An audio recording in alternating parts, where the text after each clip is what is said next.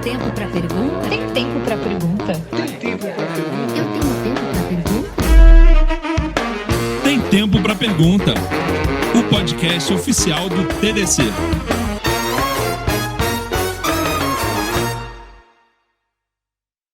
Hoje eu estou recebendo aqui com muito orgulho e honra esse grande paraibiano direto de Taperoá, lá da cidade de Taperoá, querido Silvio Meira, seja muito bem-vindo. Um grande prazer estar aqui, com pipoca, banana e café. Exatamente, está fazendo um lanchinho, acabou de sair aqui do fórum executivo que a gente teve, depois eu quero fazer uma perguntinha sobre isso também, mas eu queria começar esse papo, Silvio, todo mundo quer saber a tua visão de futuro, mas eu quero ser diferentão, eu quero falar do passado, porque eu olhei lá na tua bio e vi que você começou como engenheiro elétrico, né? Eletricista, eletrônico. Isso. E como é que foi? Porque na época que você fez isso, não era uma lógica assim, você ir para computação, você fazer um mestrado e você foi... Não tinha curso de graduação. Não tinha curso de graduação para isso. E como é que foi essa fase de sair não sair, mas de continuar da engenharia em direção à computação numa época que isso não era o tópico principal, né? Como é que aconteceu? Cara, nesse agosto que passou agora, eu estava, há exatos 50 anos atrás, no segundo semestre da escola de engenharia. E aí eu escrevi meu primeiro programa de computador para multiplicar matrizes no IBM 1130 com 16K de memória. Aquilo foi tão transformador na minha vida que a partir daí todas as outras cadeiras de engenharia pura, que não fosse engenharia associada à computação de alguma forma, projetos de sistemas digitais, circuitos digitais, estudo de chips, 1973, 45, eu saí da escola em 77, a gente estava vendo a chegada do Intel 4004, do 4040, dos primeiros chips de portas seriais, assim por diante. Tudo que não foi diretamente relacionado a isso, eu tinha um interesse periférico, ou seja, a engenharia eletrônica que eu estava fazendo como engenharia eletrônica passou a ser... Era para cumprir tabela. Coisa de antenas, propagação, rádio, TV... Meu irmão, máquinas elétricas que tinha, para mim foi uma verdadeira tortura, motores. Porque quando eu descobri que eu sabia e queria fazer código, e aquilo ali era uma espécie de era uma joy, era uma alegria fazer aquele negócio, quando dava errado, né? Naquele tempo, é como você dizer no passado distante. Naquele tempo, você codificava em cartões perfurados e, no máximo, você compilava e executava para alunos da escola 2 vezes por dia, né? Então você tinha que simular o código na cabeça e você tinha que simular aquilo, literalmente rodar no papel para garantir que a gente tinha muito mais cuidado com os algoritmos, não era escreve enter para ver se tá rodando, né? Mas para mim foi isso. E daí eu saí da escola de engenharia direto para fazer um mestrado em computação, em redes, protocolos de redes abertas, entre 78 e 81. E aí eu já me envolvi com a montagem do DEC 10 da Universidade Federal de Pernambuco, que foi o primeiro computador grande que teve no Recife, basicamente. Já era um supercomputador ou era um DEC 10 era um mega de memória. 1 mega de memória em 1979 era um negócio... Era imenso, pô. Não, botava o homem na Lua. Era o maior, botou muito mais, né? O homem para a Lua foi com muito menos código. Coisa, né? Menos código e menos memória e menos capacidade computacional do que isso. E eu, quando acabei, apareceu a oportunidade de fazer um doutorado na Inglaterra. Eu fui fazer doutorado na Inglaterra, fiquei num grupo extremamente interessante de programação funcional no começo da década de 80. Então eu aprendi lá muita coisa que a gente veio usar na década de 2000, 2010. E foi a história. E a pesquisa veio ao natural, assim, como era um pioneirismo ali, muita coisa precisava ser construída. Tudo era novo. Você enveredou na pesquisa e começou a produzir. Tudo era novo e tudo era assim, tudo era descoberta, né? Você não tinha pesquisa em rede como você tem hoje, né? Você publica um paper relevante hoje, ele é lido por milhares de pessoas entre hoje e amanhã, que te dão feedback quase imediato. Para você ter uma ideia, quando eu voltei da Inglaterra para o Brasil, eu era coordenador de grupo de pesquisa no começo, depois eu fui coordenador da pós-graduação. Eu viajava à Inglaterra, vez por outra, quando tinha um congresso, comprava malas lá e depois pagava um absurdo de excesso de peso para trazer livros científicos da Foyles, uma livraria fantástica em Londres, para pós-graduação. Eu trazia o livro na mala, porque se você fosse importar, levava meses, às vezes muito mais de um ano, porque tinha todo um protocolo de verbas, importação, escambau. Então era outro mundo, era uma espécie de um faroeste, calmo, mas calmo demais.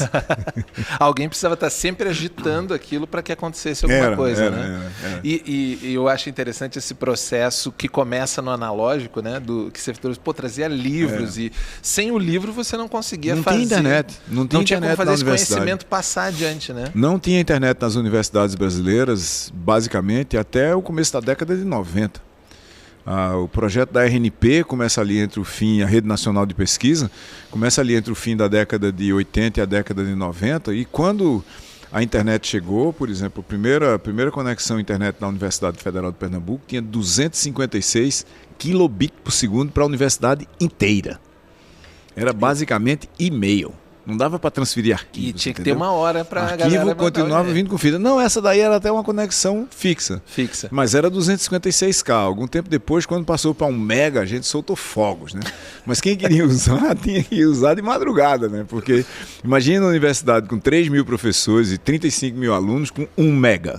Fazer uma pesquisa... É absolutamente impossível. Era uma carta rápida. Basicamente era uma... E-mail. Era e-mail, basicamente, rápida. Sem imagem. No attachment. Mas aí uma coisa interessante sobre isso, né, Silvio, tem todo esse progresso e o Brasil tem uma característica muito específica no que tange a expansão da internet. A gente teve a banda larga muito mais recente ainda, só que era uma banda larga cara, né, mal distribuída, e até há quem diga que até hoje ainda é muito mal distribuída. Na prática, você tem dificuldade para, em determinados lugares, conseguir uma banda larga para sua empresa, para sua casa. E o Brasil ele expandiu demais esse acesso a essa comunidade de conhecimento através da mobilidade, seja através de celular. Você acha que isso impacta na forma que a população enxerga tecnologia, até para justificar um gap que eu uso tecnologia do meu dia a dia, mas na hora de escolher a profissão que eu quero fazer, eu quero ser médico, eu quero ser advogado, eu quero ser engenheiro? Bora lá. Várias coisas aqui.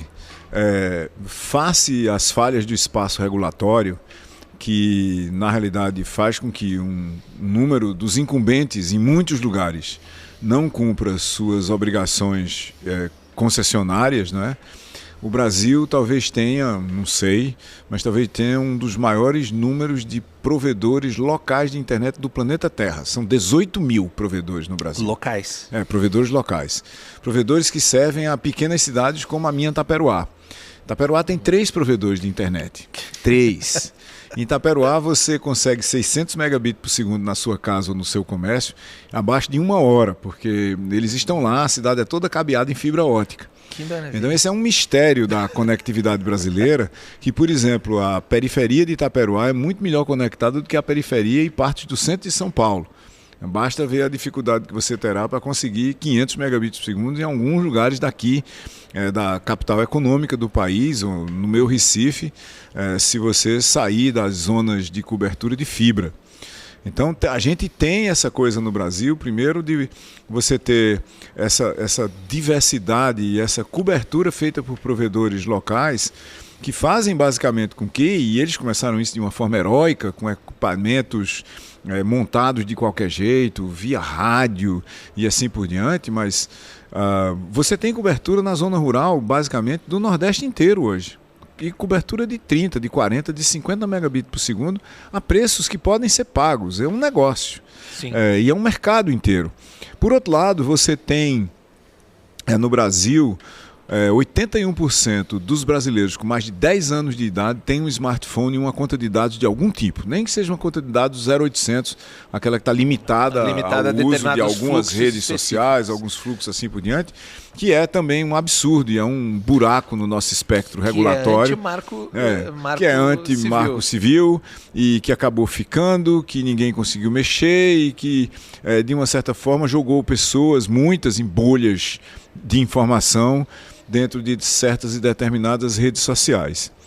Ok, mas aí veja, tudo depende, essa coisa das pessoas escolherem o que fazer, de onde você está também. O Brasil é muito diverso, é muito grande. A gente começou o Porto Digital no Recife como um esforço de política pública para criar um cluster de tecnologia de informação no centro da cidade e fazer 3 coisas. Primeiro, recuperar a região do Porto, que com o Porto indo para o sul, para um porto de muito maior calado, muito maior porte, obviamente a região central da cidade implodiu. Tudo que existia lá se viu o Porto foi embora. Acabou a cidade. Foi embora a cidade. Mesma coisa aconteceu na Argentina, em vários lugares, aconteceu no mundo inteiro, em vários lugares. Então, primeira coisa é recuperar o centro da cidade. Como? Trazendo pessoas para o centro da cidade, para trabalhar lá. Ocupando. E depois, eventualmente, para morar lá, um processo que a gente está começando agora. Mas para trabalhar em quê? Trabalhar em tecnologia. Vamos atrair e criar e manter e evoluir empresas de tecnologia. Começamos em 2000, no dia 2 de fevereiro, dia de Iemanjá, 2000, para dar sorte, obviamente. Claro. Com 5 empresas e 46 pessoas. Todo ano a gente conta, porque há um certo conjunto de mecanismos que faz com que as empresas se registrem para ter isenções de impostos e auxílios e subsídios e investimentos em inovação e formação e evolução de capital humano. Então a gente tem todo um processo de saber quem está lá e quantas pessoas são empregadas pelas hoje 360 empresas que estavam lá. A nossa última medida foi em dezembro de 2022. 360 empresas com 17.500 pessoas e o terceiro maior cluster da economia do Recife, abaixo de saúde. Recife tem o segundo maior polo de saúde do Brasil e construção civil. Fantástico. Tecnologia é o terceiro lugar. E tecnologia, Porto Digital. Só o Porto Digital, e nem toda a tecnologia do Recife está nessa região do Porto Digital, no antigo Porto do Recife. Aí veja o que acontece. Quando você olha para os cursos mais demandados do Recife, olhando pela nota de corte, a menor nota de entrada no curso, o primeiro lugar é Sistemas de Informação no Centro de Informática da Federal. O segundo lugar é Ciência da Computação, no Centro de Informática da Federal. O terceiro lugar é Medicina. O quarto lugar é Engenharia da Computação, no Centro de Informática da Federal. O quinto lugar é Direito, com uma boa probabilidade de cair dos 5 primeiros. E sobrou vaga na Engenharia, que é um problema. Veja, sobrar vaga na Engenharia de uma das principais escolas de engenharia do Brasil e uma das mais antigas, fundada no século XIX, é um mega problema para o Brasil. Significa que a gente não está construindo, por exemplo, infraestrutura de tudo, nem de mecânica, nem de civil, nem de sanitária, nem de aeronáutica, no país. Não é? E é aquele problema que vem a conta-gotas e quando a bacia está cheia já não tem muito o que você fazer, né? O número de novos alunos e de faculdades de engenharia cai desde 2014. Isso é literalmente um absurdo, devia ser notícia em todos os jornais e uma prioridade estratégica nacional. Prioridade estratégica nacional. A gente compõe isso com outra coisa. A demanda por gente em tecnologia é tão grande que mesmo você atraindo, Recife é a cidade que forma mais gente de tecnologia per capita no Brasil, muito acima do segundo, do terceiro lugar. Mesmo assim, você não tem gente suficiente. Então você tem que entrar com todo tipo de formação de curto prazo, com transições de carreira. E a gente faz tudo isso. Modelos transversais. A gente faz tudo isso no Porto Digital. Você tem gente nas empresas de tecnologia do Porto Digital, você tem gente de estatística, de matemática, de física, porque, por exemplo, tem toda a área de física computacional. Todos os cursos de engenharia hoje têm um conteúdo suficientemente largo e profundo de coding, de development, né? de tudo que é de coisa associada à engenharia, que também vai servir para fazer todos os tipos de sistemas de informação. Então, nem todo mundo que trabalha com tecnologia é oriundo dos cursos de informática como um todo, né? Que são dezenas de tipos de cursos diferentes, desde sistemas de informação até games. Mas a gente precisa atrair muito mais gente para estudar informática. E esse ecossistema que vocês criaram lá no Porto Digital é o que propicia esses números fantásticos. Exatamente. Que é o que você falou sobre a construção, né? Para onde que está partindo esse ambiente? E a noção imbuída já no espírito do aluno do ensino médio do Recife inteiro, que há carreiras em tecnologia e que essas carreiras são de longo prazo, de bom retorno de investimento do seu tempo, do seu recurso, que há possibilidades empreendedoras nessas carreiras de tecnologia, que há grandes empresas globais que estão lá, ou seja, há uma possibilidade de carreira global. Você entrar no Accenture, no NTT Data, no Avanade, no Deloitte, você ter uma carreira que sai do Recife e eventualmente volta para lá se você quiser.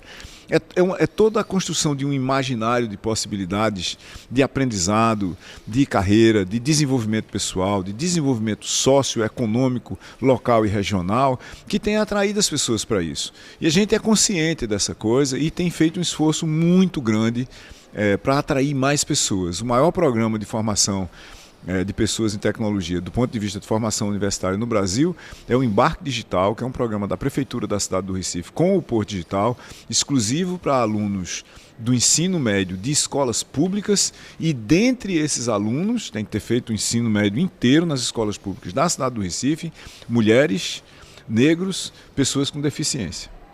Fantástico. Isso vai mudar a cara do Porto Digital, vai mudar literalmente a cor do Porto Digital, vai mudar a sociedade digital do Recife, porque mais e mais pessoas da periferia, numa proporção inclusive maior do que as que vêm do centro da economia e da sociedade, estão se tornando coders, estão se tornando devs. E isso é absolutamente fantástico. Sem dúvida. Essa sociabilidade digital, esse ponto que você falou, né, da mudança de perspectiva, a gente enxerga que ela tem um impacto nesses clusters muito definitivo na vida das pessoas, né? A pessoa que não tinha um horizonte, ela projeta um horizonte, como você falou, ela vai estar podendo participar de uma empresa global, identificar aquelas oportunidades de empreender na borda, né? Naquele ponto onde a grande empresa não está olhando, né? Exatamente. Né? Porque as oportunidades periféricas, acabamos de sair lá do fórum, você comentou isso agora, tive a oportunidade de pegar.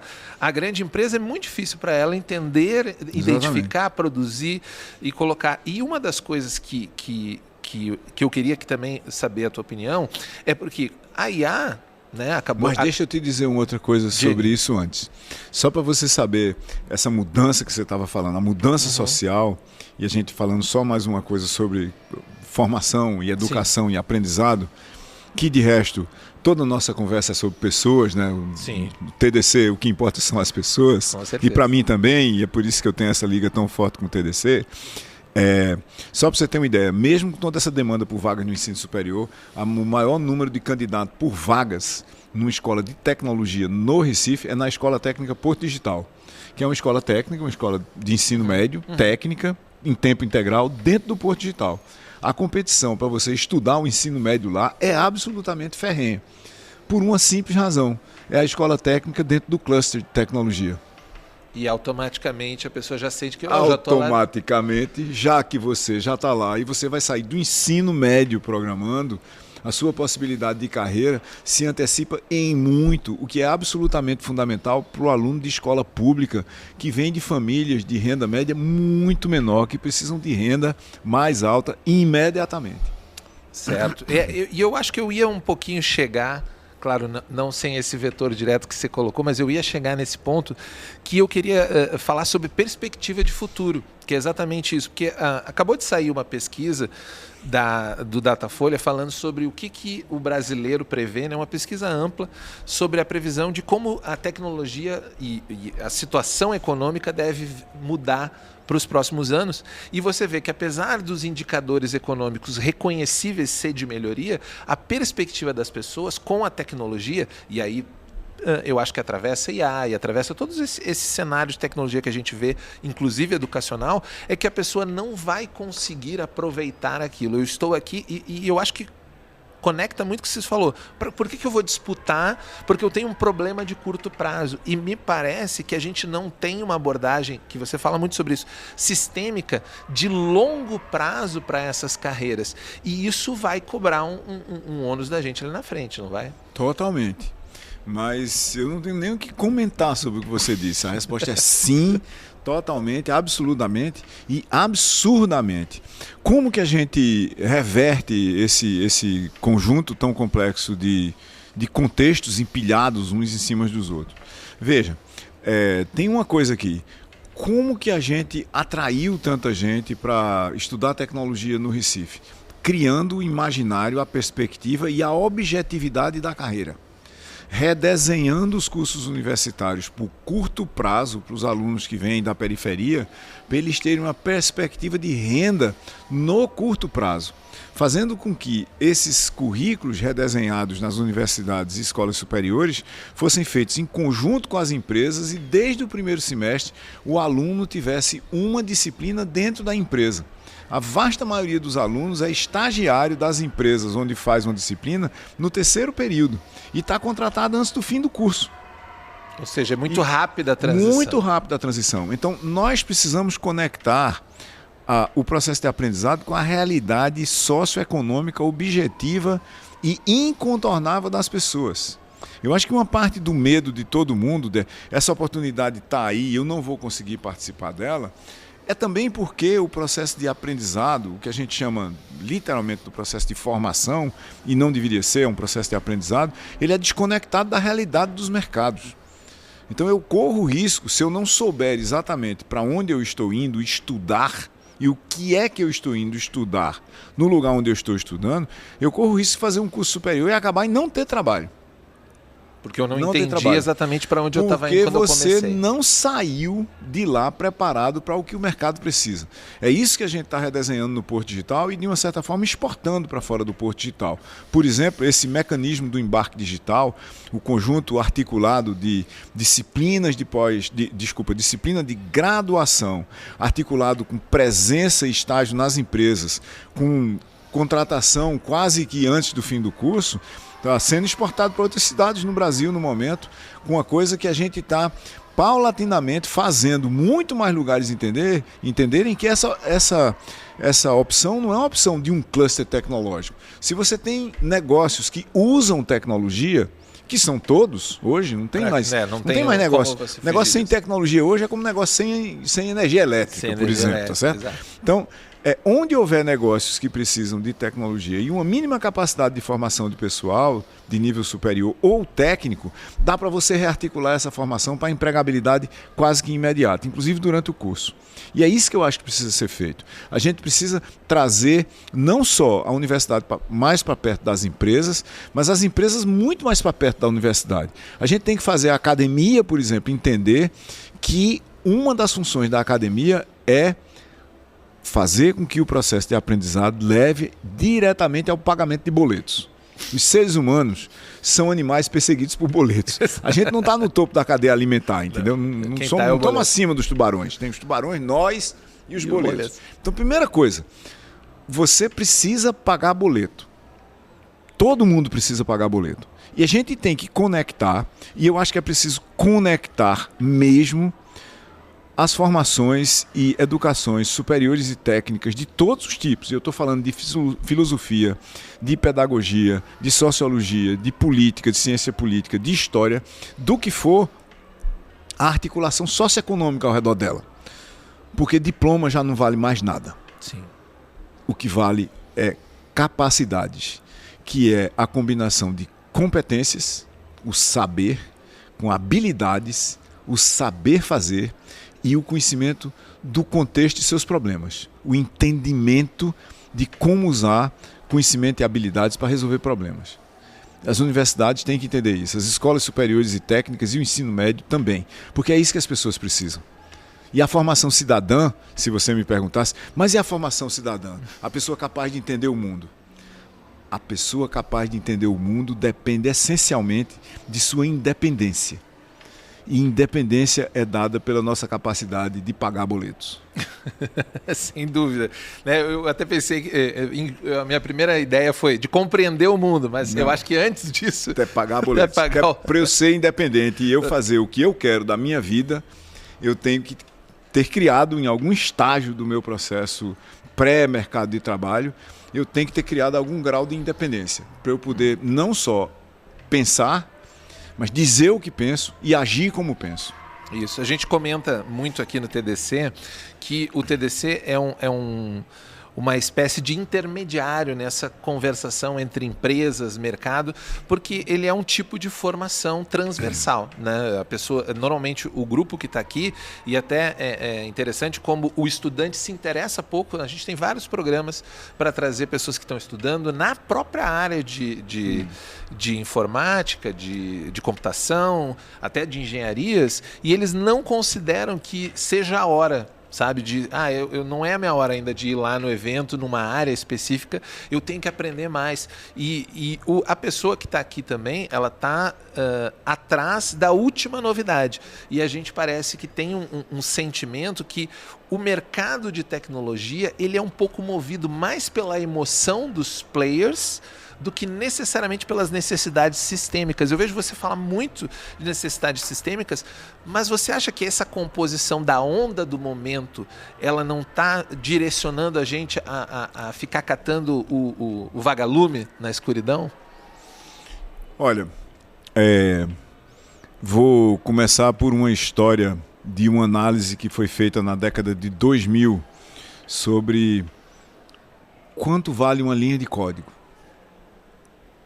E uma linha de código, por exemplo, no mercado financeiro, se você olha para grandes bancos, uma linha de código rodando, a estimativa desse estudo que foi feito na década de 2000, era que uma linha de código rodando, ela vale $1.000. Tinha um número cravado, né? Um número cravado. É um pouco menos do que isso, mas eu arredondo, certo, não só para eu me lembrar, mas para as pessoas se lembrarem. Certo. E cada grande banco tem milhões de linhas de código rodando. Bilhões de dólares. Bilhões de dólares. Bilhões de dólares. E o que isso quer dizer? Isso quer dizer, por exemplo, que se você soubesse linguagens de programação legadas agora, que não são fashion, não estão na moda, não são o hype do momento, não tem o buzz, você tem vaga garantida, porque ninguém vai sair escrevendo um stack que vale, vamos imaginar, $100 milhões do nada. Tá funcionando? Deixa quieto. Não vamos a gente sabe. O melhor código que tem é aquele que você não mexe nele. Ele funciona, você não mexe. É o segundo melhor. O melhor mesmo é aquele que não existe. O código não existe, a gente decidiu não escrever e ele é absolutamente perfeito. Tenho 50 anos de escrita de código para poder dizer isso. Melhor código, nenhum. Segundo melhor, está funcionando. Não mexe. Certo? Precisa mexer? Onde é que você vai trazer gente que escreve PL1 e COBOL? O COBOL continua aí.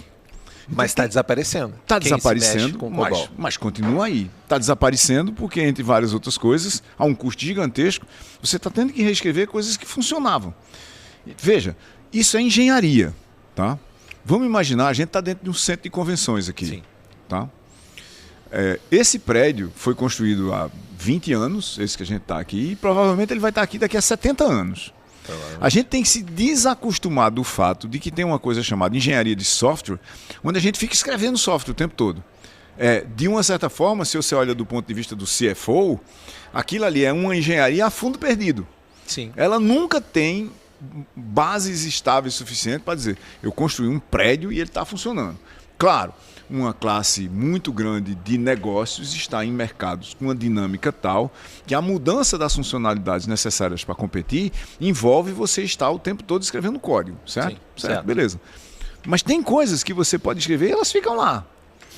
Porque a matemática não muda. Não muda. Tipo assim, multiplicação de matrizes está lá há muito tempo. E você precisa reprisar aquele serviço Você não devia eterno. estar reescrevendo multiplicação de matrizes o tempo todo, né? Não, foi o primeiro código que eu escrevi, tá certo? Você escreve um negócio que multiplica matrizes de uma certa classe que tem numa instituição e ele está funcionando, você vai trocar por quê? Não é? Porque é difícil de manter, ele não está funcionando, não precisa manter nada de uma certa forma. E eu sei que existe para quem está no negócio há muito mais tempo, deve estar pensando agora, está falando besteira porque não está entendendo que existe mudança de sistema operacional, de máquinas virtuais, de tudo isso. As obsolescências programadas. Eu entendo tudo isso. E eu acho que isso é parte do problema sistêmico. É parte do problema sistêmico. Quer dizer, a gente ter uma espécie de uma área inteira de negócios no mundo, que é uma fundação para todas as outras áreas de negócio, que devora ela mesmo no tempo todo, isso não faz sentido. para mim, economicamente, do ponto de vista prático. Não é porque eu crio degraus de produtividade, de aumento de produtividade, que consomem a si próprios, porque eu preciso derrubar o degrau e fazer outro de novo. Autofágico. Então tem uma coisa aí para gente se ligar. A gente deveria querer mais estabilidade no nosso negócio de engenharia de software. E tem outra coisa que, ao querer mais estabilidade, a gente deveria querer também, e eu disse isso em parte ainda agora, a gente deveria querer escrever menos código, para escrever código melhor. Claro. Né? Quanto menos código a gente escrever, mais gente a gente vai ter com melhor formação para escrever bom código. O código médio que a gente escreve é muito ruim. Por isso que a gente precisa, de uma certa forma, de tanta gente, um absurdo de gente, porque o código precisa ser reescrito o tempo todo para melhorar. A gente tem dado disso, do código ruim, hoje em dia, ou essa pesquisa ainda há de ser feita? Não, essa pesquisa está sendo feita o tempo todo no seu celular, por exemplo. Sem mudar nenhuma funcionalidade, os aplicativos do seu celular, tudinhos, eles são renovados a cada 15 dias em média. É verdade, né? tem sempre atualização. Tudo, zero de funcionalidade, tome atualização. Que descobrisse um buraco aqui, um buraco acolá, um buraco não sei aonde. De novo, não estou falando daquele que vai chegar com novas funcionalidades. Estou dizendo daquele que está parado lá e a gente está descobrindo besteira nele o tempo todo. Então tem uma dinâmica por trás dessa história do hype, da moda e assim por diante. Qual é a linguagem que eu tenho que aprender agora? Você tem que aprender agora uma linguagem que tem mercado. Você tem que aprender agora uma linguagem que serve para resolver problemas. Você tem que aprender agora uma linguagem que é boa o suficiente para responder a uma grande classe de perguntas sobre a solução de problemas usando o código num certo número de mercados. Se você souber isso, você vai saber pontualmente qualquer outra linguagem que você precisa saber. Não é? Quem sabe programar C muito bem, se aparecer uma coisa exótica orientada a objetos em real time misturado com funcional amanhã, ele vai saber usar. Sim. Quem sabe usar C muito bem, pega uma linguagem como Ballerina, que é uma linguagem feita para programar o web, para programar APIs e assim por diante, e em horas entende o conceito inteiro, e daí é só capturar o resto da sintaxe. Né? Porque a abstração original ele tem. A abstração original está lá, que é lambda cálculos, máquinas de Turing e assim por diante, e a gente tem que se lembrar de uma outra coisa. Tem uma coisa para a gente olhar para os grandes negócios de tecnologia. Quem é que está por trás do código de busca, de redes sociais, de inteligência artificial que a gente usa? São PhDs que escrevem código. São PhD devs, ou dev PhDs. O que esses caras sabem? Eles sabem profundamente as fundações daquela área do conhecimento.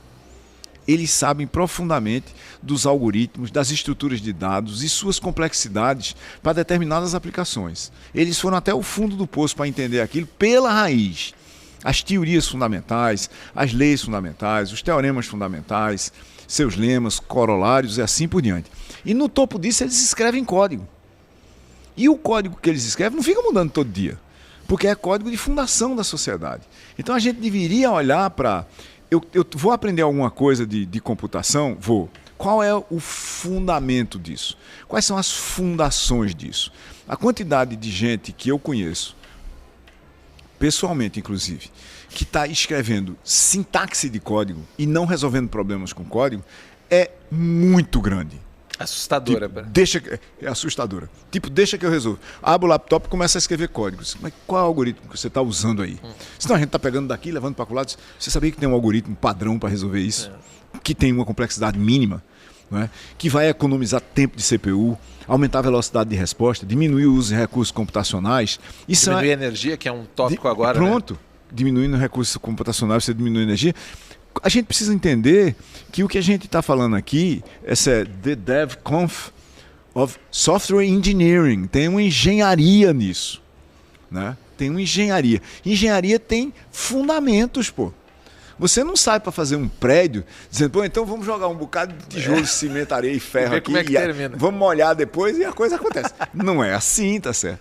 E a gente começar pela fundação. Tem um pouco mais de bom senso. E esse bom senso é pelas fundações. A nossa área tem fundações teóricas extremamente sólidas. Por isso que, por exemplo, tem muita gente que diz, eu não quero nada a ver com blockchain não, porque é complicado. Não é que é complicado, é que tem algoritmos e estruturas de dados lá que as pessoas não querem entender profundamente. Mas na hora que você entende é trivial. É uma classe de algoritmos com uma classe de estruturas de dados que gera um conjunto de protocolos que formam uma rede, pô. Não tem mágica nisso. Agora, você precisa sentar na cadeira e dizer, bom, como é que esse negócio aqui, realmente, qual é o tipo de estrutura de dados que tem por trás disso? Como é que eu insiro ou eu retiro alguma coisa nela? Como é que eu faço que ela não seja mutável, a menos que todo mundo concorde? E como é que isso encaixa no que eu estou fazendo? E como é que se encaixa num problema que eu tenho? Porque senão aí vira o hype, a moda que você está dizendo, entendeu? De repente, tem até um cartoon, né, que eu vi no começo do hype de blockchain, tinha lá churros, uma barraca de churros, não tinha ninguém. Aí tinha churros on the blockchain. Aí porrada de gente lá, porque era churros com blockchain. Não pode, agora é a mesma coisa com IA. Aí você tem lá, solução de problemas, está resolvendo perfeitamente. Aí tem a mesma coisa, solução de problemas com IA. Não é assim, a gente tem que olhar e dizer o seguinte, onde é que IA vai fazer a diferença? IA vai fazer a diferença em multiplicação de matrizes? Vamos imaginar que faça. Se fizer, vamos usar lá. Porque se lá não fizer, tem um problema. Se não fizer, multiplicação de matriz está resolvida sem IA. A gente não precisa botar IA em não tudo. Vou mexer lá, né? Não é? Eu adoro chocolate. Aí eu vou comer uma picanha, boto um molho de chocolate em cima. Tomar café com chocolate também. Fica tudo com gosto de chocolate, deixa de valer a pena. Bacana.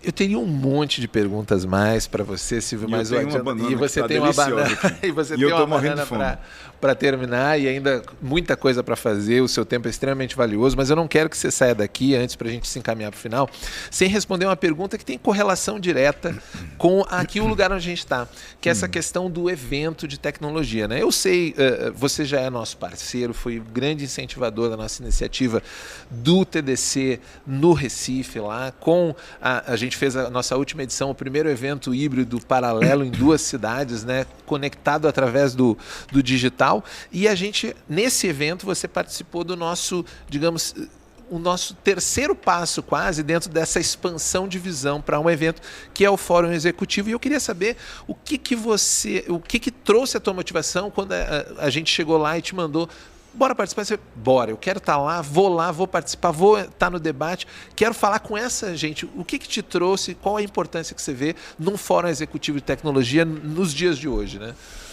Eu acho que a primeira coisa é a gente sair para o mundo, né? Uma DevConf fechada para devs é uma espécie de um clube, né? Um clube fechado, cheio daquela história de não vamos deixar ninguém entrar aqui, que é para eles não contaminarem a nossa conversa.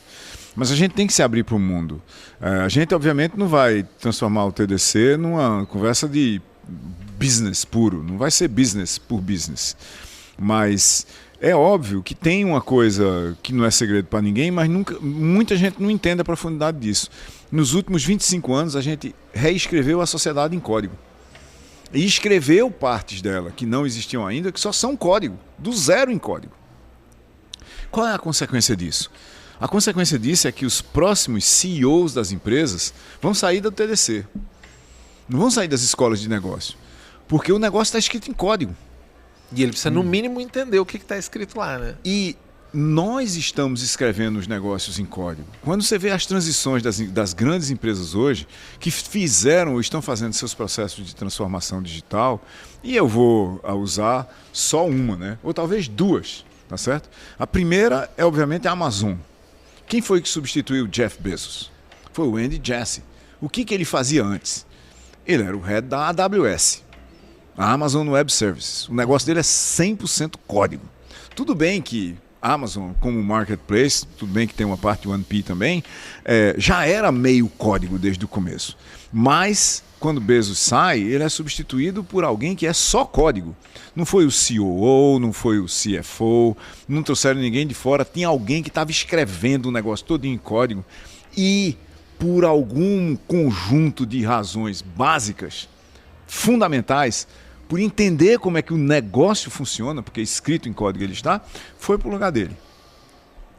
Próxima pessoa, Microsoft, a chegada de Satya Nadella. Quem é ele? Alguém que vem lá de baixo escrevendo código e transforma a Microsoft numa empresa de código em rede, que ela era código isolado. Exato. Ou seja, ele transforma a Microsoft numa empresa de rede e vira o CEO da Microsoft. Você vai ver esse fenômeno acontecendo em todo canto. Então, a gente tem que preparar primeiro o lado executive e o lado dev também e ao mesmo tempo para o fato incontornável, inevitável, de que os próximos CEOs de todas as empresas, de todos os tipos, em todos os mercados, vão vir do lado dev do mundo. E a gente tem que se preparar para isso. A gente tem que entender o que é código que dá resultado. O que é o bottom line de uma empresa. O que é uma estratégia de negócios. E o que é que vai fazer com que, entendendo isso, a gente escreva essa estratégia de negócio em código.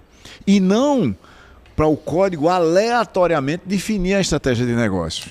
Nós conseguimos fazer isso muito mais facilmente do que pessoas que vêm de outras formações, sem nenhum demérito para as outras formações, vão conseguir escrever o código complexo e profundo que a gente escreve para fazer com que os negócios sejam código. Até porque ele vai precisar realizar a abstração do negócio em código, quando que quem está vindo do dev já traz essa abstração com ele para olhar o negócio a partir do código. E os mercados são digitais. Os mercados têm duas dimensões escritas em código. Tem a dimensão física, que já estava aí desde 5.000 anos atrás.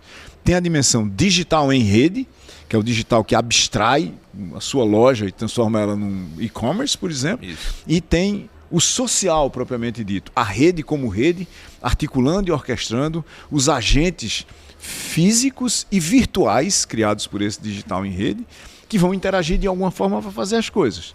Duas dimensões da realidade são escritas em código.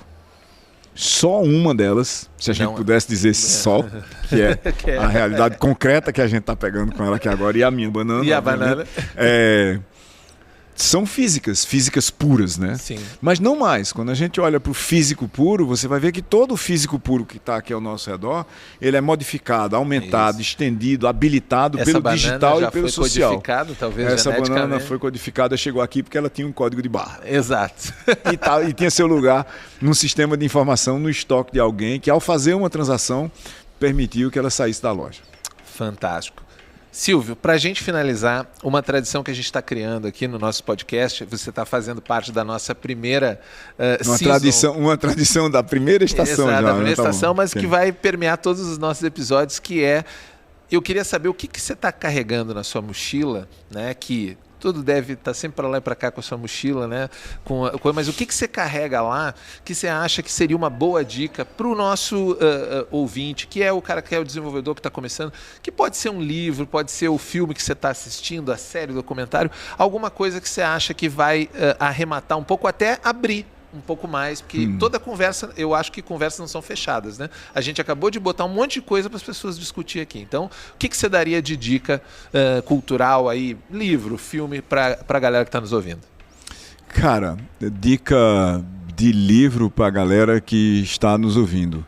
Agora, em outubro, no começo de novembro, vai sair um livro meu chamado O que é Estratégia? Que é um livro escrito em código, recursivo, quer dizer, eu só estou dizendo isso para o TDC, né? Um livro escrito em código recursivo, onde há camadas invisíveis de profundidade para você ler o livro. Você lê o livro pela primeira vez e você descobre que você tem não só que voltar para o começo, mas ler o livro todinho de novo, pensando de outra forma. Quando você acabar, você vai ter que... Então, é um fractal, né?